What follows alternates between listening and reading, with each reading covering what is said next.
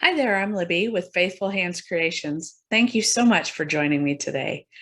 I don't know about you, but I really find myself loving stencils. They provide me with so many different options in my craft space.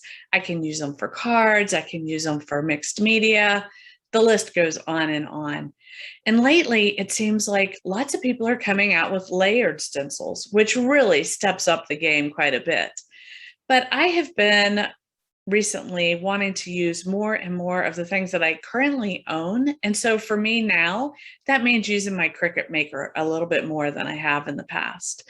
So recently, I've started making my own stencils. Today, what I want to share with you is how easy it is for you to create your own layered stencils, and then we'll make a card with that. I'll be using Cricut Design Space for my demonstration, but you can use the programming that you have with any cutter that you currently have. I also want to add you could use cardstock and just a pair of scissors and cut some stuff out. Might be difficult to do layering that way, but you never know. Just get out there and try it. So I'm excited to share this time with you, and I will see you in Cricut Design Space in just a moment. Okay, so now we are on the home page of my Cricut Design Space. And to start a new project, you're going to want to go and click on this New Project button, and that'll give you a blank canvas.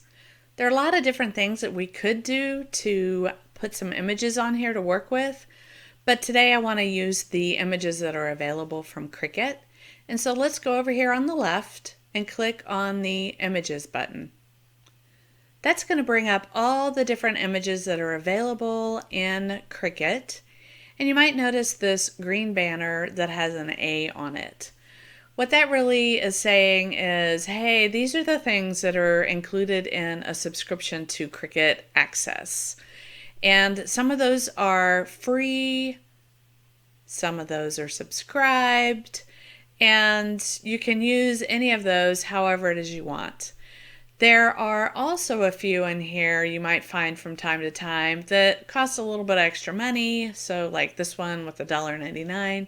If you want to, you can buy more. But for me, I'm going to use one that's already included in my subscription. So I'm going to go ahead and type in fall wreath here in the search button and click on the search button. And that's going to bring up a whole bunch of other wreaths. So now what I'll do is I actually did look for some earlier that I thought would be fun to use. So I'm going to scroll through and find the one I really liked. There are a lot in here. It's hard to pick, but I'm going to pick this one. I like it because it's got like 3 different colors, that orange, the yellow, and the green. And once I've selected that, I can go ahead on down to this green Insert Images button and click on that. And that'll bring the image over to my canvas and plunk it down there. Now, something that you might notice here is that it's showing that this is a 4x4 circle. And you want to really consider what's the medium that you're going to be putting this on. And since I want to put it on an A2 card, I really don't want it to be 4 inches because I usually stack things up a little bit. So I could make it smaller by dragging this corner, or I can go right on up here to this size, and I'm going to just type in 3.5. And that just gives us a good size for our A2 card layering. Now we need something that's going to actually be the basis of our stencil. So we'll click on Shapes and then select a square. And then I have found that with a 12x12 material, I get 4 stencils if I don't make them any bigger than 5.65. So again, I'm going to go ahead and type in 5.65 here. And there we go. We've got what we're going to use for our stencil base. Now, because we are going to want to create 3 different layers, you can see 3 here, we want to make sure we're going to line everything up perfectly. So we're going to want to cut some shapes out of the corners that'll help us with that alignment later on once we have everything cut out. So we're going to use a tool later on called Slice, but let's go get those shapes now. Let's get a square. And then I'm going to change the color just so it makes it a little bit easier to see. Any color, it doesn't really matter. You're not going to be using it, but let's just make it a little bit smaller and stick it in there. And then to make it even easier to line up, let's pick a different shape. Let's grab a heart this time. Gotta have some fun with this stuff, right? So let's change its color as well. Might as well keep it purple, no biggie. And we'll go ahead and reduce that size. I just gotta keep reducing it, making it smaller and smaller, but let's put it in the corner and jug it around just a little bit. Okay, so to get these cut out of here, we are going to use this tool I said a minute ago, Slice. And Slice and several other tools are down here in the lower right hand corner. They aren't showing up right now because we really haven't given it any options to do. But what we want to do is do that. You can only slice two things at a time. So we'll grab a little bit of the gray box and the purple here. And then you can see over here we've got two things. And now Slice is lit up. And so we have the option to go ahead and click Slice. That's going to cut that out of there. And now, you know, that heart's hiding back behind there. I know it's still there. So rather than repositioning things, I'm just going to go ahead and highlight those. You can see over here on the right hand side, I've got the heart and the basic cut. And I'm going to hit Slice again just to cut that out. And then once it's done, we can just move this gray box out of the way. And you can see we've got two open spaces here, clear, see-through, and that's just going to help us later on line things up. We can highlight these and get rid of them because we don't need them anymore.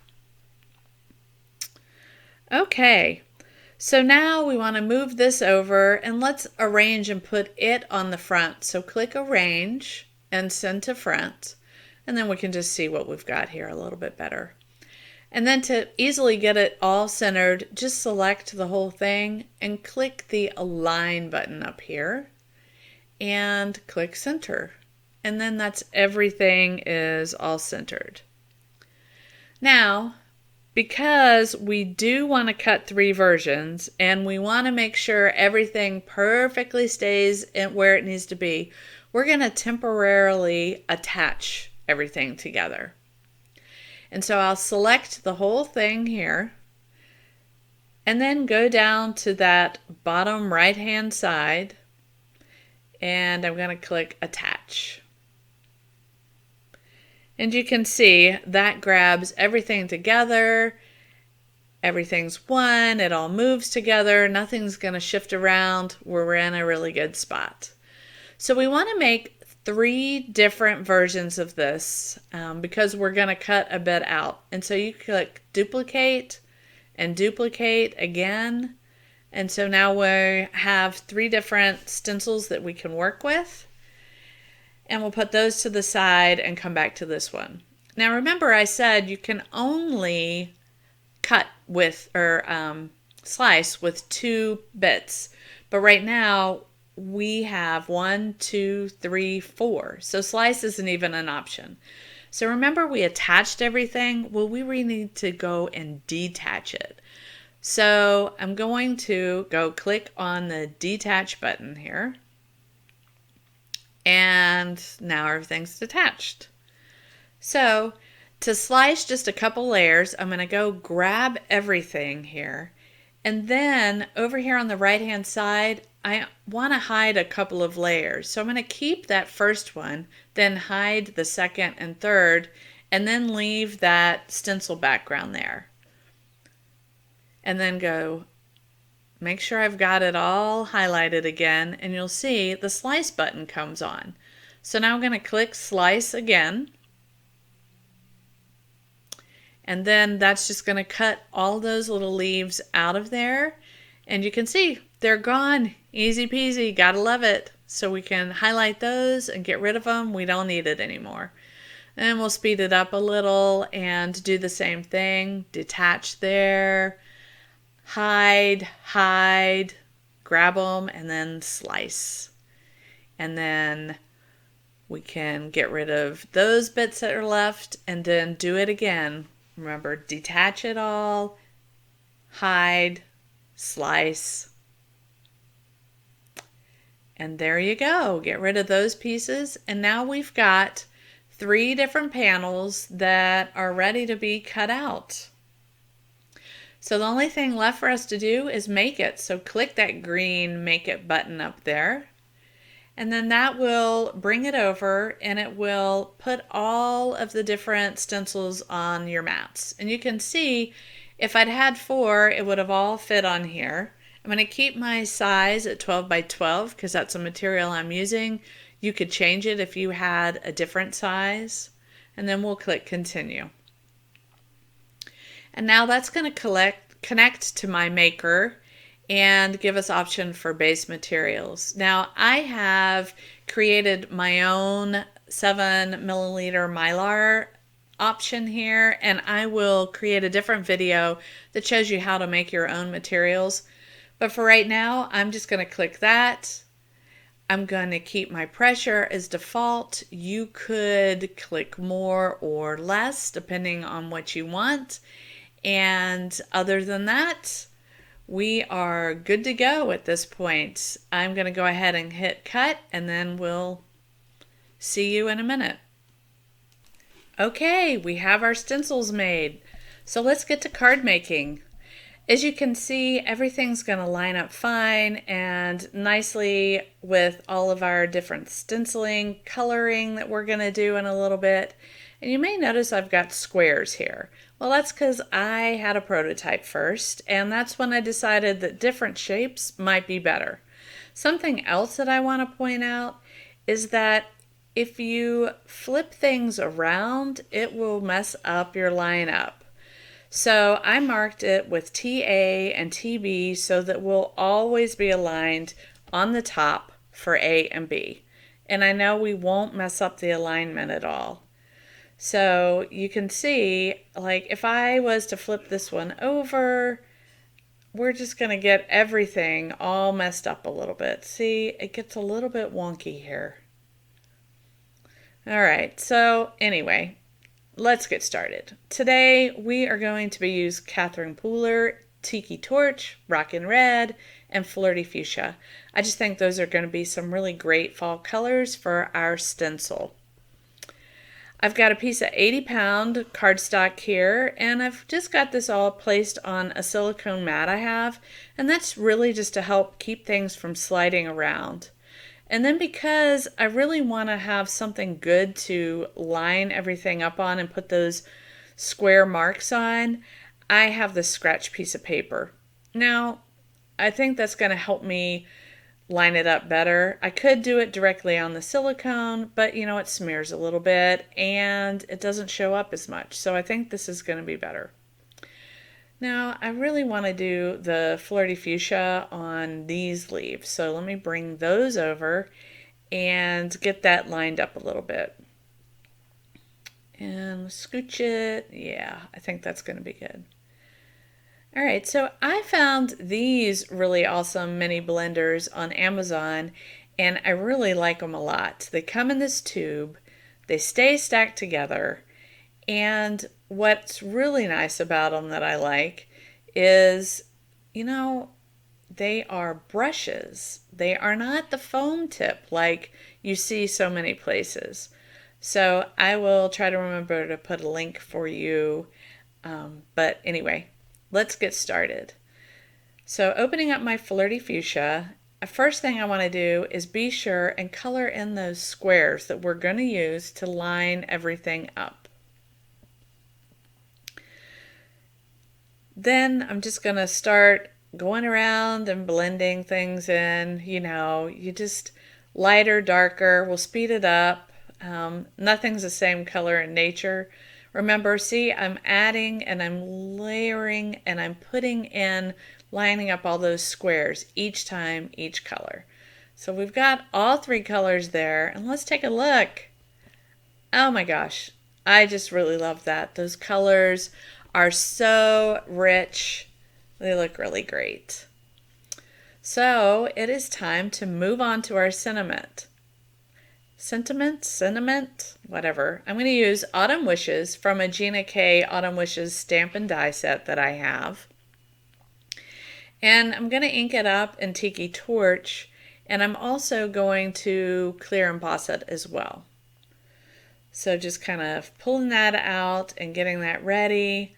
Anytime I'm going to do a sentiment, I always want to pull out my Misty. I often have to stamp those more than once, even though I use these great Catherine Pooler inks. And, I probably, true confessions here, you're going to see, put way more ink on there than I need to. But because I'm going to emboss, the first thing that I want to do is be sure and prepare my surface with an anti-static pad. That's really important so that you don't have embossing powder stick anywhere but where you want it to go. So now that I have that done, I'm just going to put the sentiment here, close my Misty to pick it up, and then I'm going to pick up that Tiki Torch and ink it up a little bit.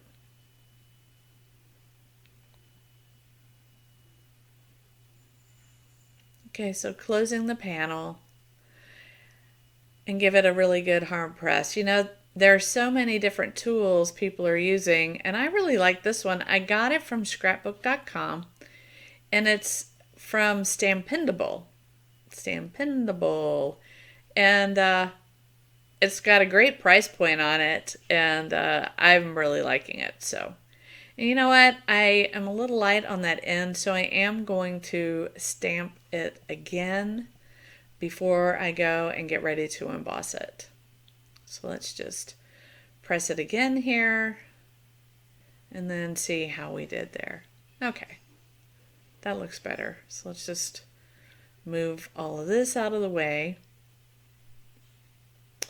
Then I'm going to pull out my Wow Clear Embossing Powder, and I just sprinkle it over a scrap piece of paper. I'm not really stressed out about it too much. And one of the things that I really like about the Catherine Pooler inks is that they don't dry super fast, so you can use them if you're going to be embossing. So I'm going to add a little bit more because I think it'll be better if I have just a bit more coverage of the powder. I thought maybe I might scoop some up off of what I'd already dumped on there, but anyway. So next I'm going to heat up my heat gun, and once that's ready, going to be sure and apply the heat to the embossing powder on both sides just to make sure to help prevent some of the warping there. And you see we've got a great little coverage of that embossing. I like the way that it helps it shine a little bit. So just going to clean up my space here a little bit, put this powder back in there so I can use it another time. And then, I've always got a little bit of mess left. Oh well. So the next thing I'm going to do is I'm just going to fussy cut this out of here just pretty quickly, just kind of doing a bubble sort of thing. And, sometimes all this extra paper gets in my way, so I just lop it off. But it makes it easier for me to go around cutting. Of course, sometimes I get a little bit off track when I do that, but anyway, it all works out in the end. So just finishing this up, and we'll have a nice little bit there. Okay, like that. So set that aside, and now, I think it's time for us to put this card together. So I'm going to put the sentiment on top of this piece, and I've got a top folding A2 card that I'm going to use, but I want to have a little bit more pop. So I've got another layer back behind it, And another thing that I love about these Catherine Pooler inks is that they're super juicy. And you can kind of make your own cardstock. I'm just going to drag the ink directly on the paper around the borders here. That way it's going to really help bring through that brightness in these fall colors and help things stand up. You know, you don't have to buy a whole bunch of different cardstock with this. And we don't have to have it on the full background. No one's going to see that part. So let me just clean this up just a little bit here. We don't want to get all this ink on the bits and pieces of our layers that we're working on. And then I'm going to take some fun foam that I have already cut here and stick that on the back just so I can pop it up and give it a little bit more dimension. But, you know, I pre-cut these a lot of times, so this is a little bit bigger. I'm going to have to trim it down just a little bit here, so we'll get that done.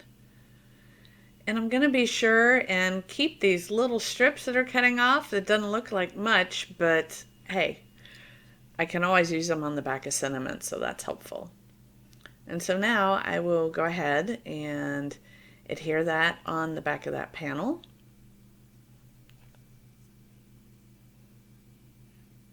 Line it up. And oh geez. Okay, you see I've got just a little bit extra, but that's okay. We can just trim it off. No worries. There we go. All right, so now let's add a little bit of more dimension. Dimension's always great. So I've got another piece, a scrap of fun foam, and I'm going to trim that down just to fit back behind that autumn sentiment. Just cut that right about there.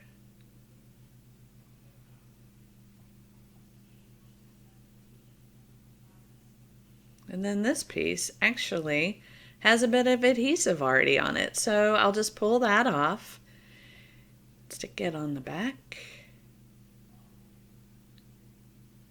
and then put some more tape runner on there and pop it on the top, getting that little centered and straight.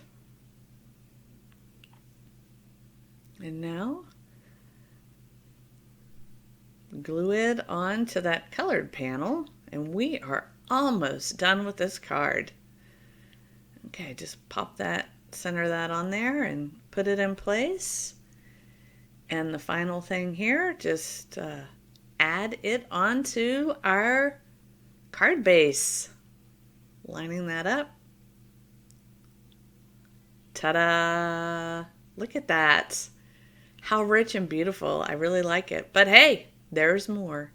We do need to add some bling to it. I've got picket fence spiked cider here. And let's just add several of these on there. Let me dump a few of them out so they'll be a little bit easier to look at and pick through.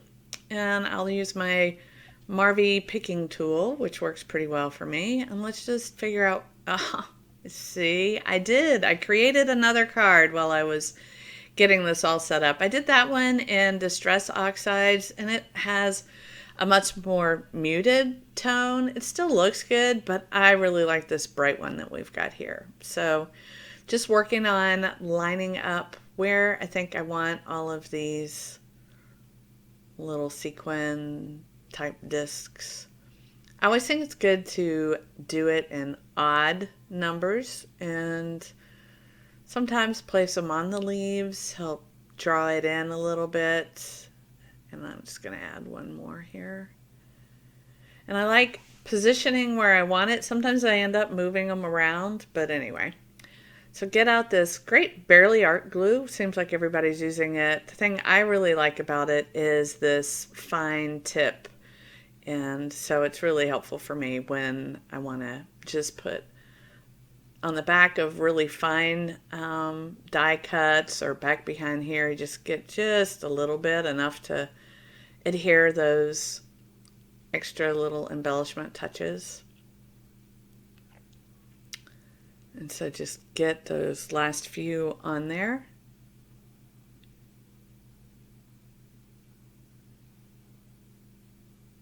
And see, I think I'm going to move that one just a little bit further away. Okay, so let's just take a look. I really like the way this card turned out, and I hope it provided some inspiration for you on how you can make your own layering stencils or just stencils. Bottom line is, have fun.